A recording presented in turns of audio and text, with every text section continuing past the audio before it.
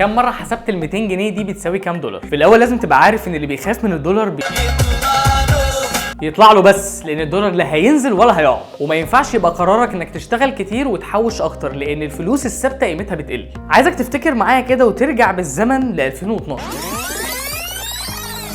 وتخيل معايا قريبك اللي راجع من بره وهو معاه 20,000 دولار وحولهم ل 120,000 جنيه مصري، لان الدولار ساعتها كان ب 6 جنيه. المهم قعد يتمرمط ويطلع عين اللي خلفوه ويروح ويجي ويحط الجنيه على الجنيه، لحد ما الحمد لله رب العالمين في 2022 عرف يوصلهم ل 460,000 جنيه، وجي حولهم بالدولار لقاهم نفس ال 20,000 دولار رجع بيهم من 2012. بتضحكوا عليا انا؟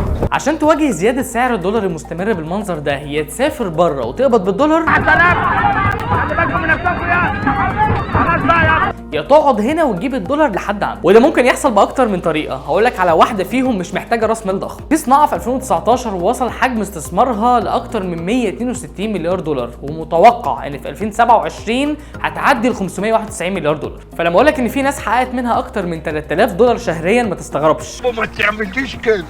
الصناعه دي هي الدروب شيبينج. يعني انت على سبيل المثال عندك تاجر جمله بيبيع الجاكيت ب 100 جنيه، انت بتاخده منه وبتبدا تظهره على الويب سايت بتاعك وبتصوره بهاي كواليتي، ولنفرض مثلا انت بعته ب 300 جنيه، بتبدا تدفع عليه ادز وبيبدا يوصل لعدد كبير من البوتنشال اودينس بتاعك او الجمهور المحتمل، منهم اكونت الزعامه. يقول لك عايز واحد محروق، بتاخد منه 300 جنيه، بتدي 100 جنيه للمورد ثمن الجاكيت، وبتدي له الجاكيت يتبسط بيه، ومبروك عليك 200 جنيه صافي ربح بدون اي ريسك. طب ازاي بقى تعمل ده بره مصر وتتاجر مع الاجانب وتكسب الدولارات؟ في الاول انت هتعمل ويب سايت عشان تعرض عليه المنتجات بتاعتك، وما تقلقش انت ممكن تعمله فور فري عن طريق شوبيفاي او ووكوميرس. بعدها بتروح لمواقع عليها تجار وموردين الجمله زي مثلا دي اتش جيت او شيان.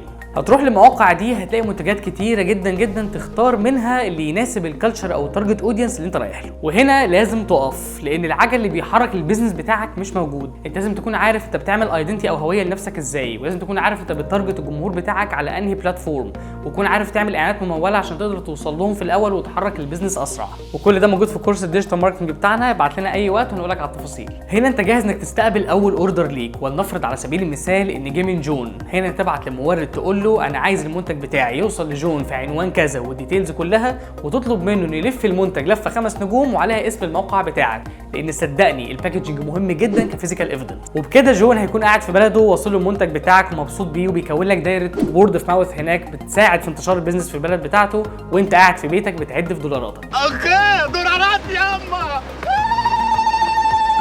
طبعا العمليه دي بتفاصيلها كبيره جدا، بس انا حطيتك على اول الطريق. ذاكر الموضوع وابدا اتحرك فيه عشان بعد كام سنه تلاقي نتائج اكبر بكتير جدا من اللي انت ابتديتها النهارده.